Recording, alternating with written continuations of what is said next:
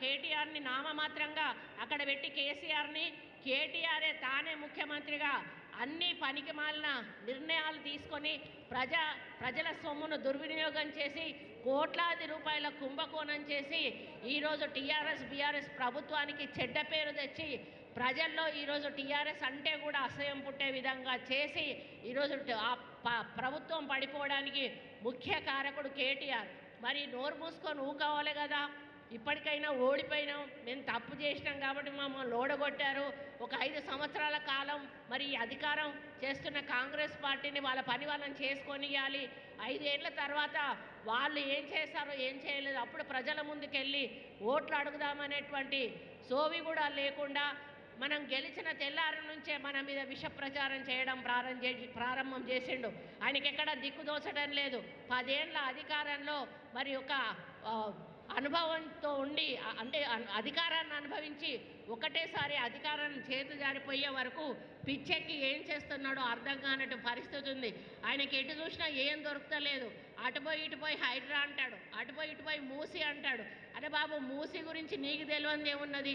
చేసిందంతా నువ్వే చేసి ఈరోజు కాంగ్రెస్ మీద నెట్టి మూసి అని చెప్పి మూసి నిర్వాసితులను ఈరోజు ఎందుకు నువ్వు రెచ్చగొడతా ఉన్నావు అని చెప్పి సందర్భంగా అడుగుతా ఉన్నాను. సరి అయిన కారణాలు చూపెట్టండి. ప్రభుత్వం ఏదైనా పని చేయకపోతే ఈ పని చెయ్యట్లేదు, ఇది చేసే అవకాశం ఉన్నది, ప్రజలకు మేలు జరుగుతుంది అని సూచనలు ఇవ్వండి. అంతేగాని ప్రభుత్వం చేస్తున్న మంచి పనులను ఇబ్బంది కలిగే విధంగా అడ్డుకుంటే మాత్రం సహించేది లేదు అని చెప్పి ఈ సందర్భంగా ఈ వేదిక మీద నుంచి కేటీఆర్ని హెచ్చరిస్తూ ఇప్పటి నుంచి అయినా కూడా ఒళ్ళు దగ్గర పెట్టుకొని ఆలోచనతోటి ఏ నిర్ణయమైనా తీసుకొని ప్రతిపక్ష నేతగా మంచి పరిపాలన మేము అందించే దిశగా సలహాలు సూచనలు ఇవ్వండి.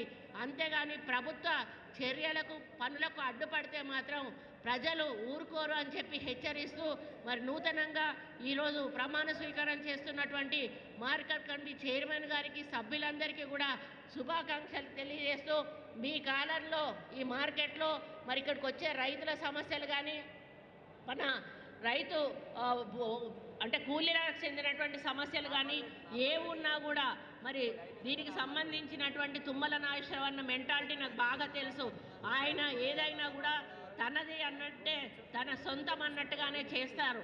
ఈరోజు ఆయన డిపార్ట్మెంట్ మీద ఆయనకున్న పట్టు ఎవరికి కూడా ఉండదు. గతంలో కూడా హిట్ టీవీ యాప్ ని డౌన్లోడ్ చేసుకోండి. ఇందులో short news, live news, entertainment movies అన్ని అవైలబుల్ గా ఉన్నాయి. Please download hit TV app. Hit TV app ని ఫ్రీగా డౌన్లోడ్ చేసుకోండి.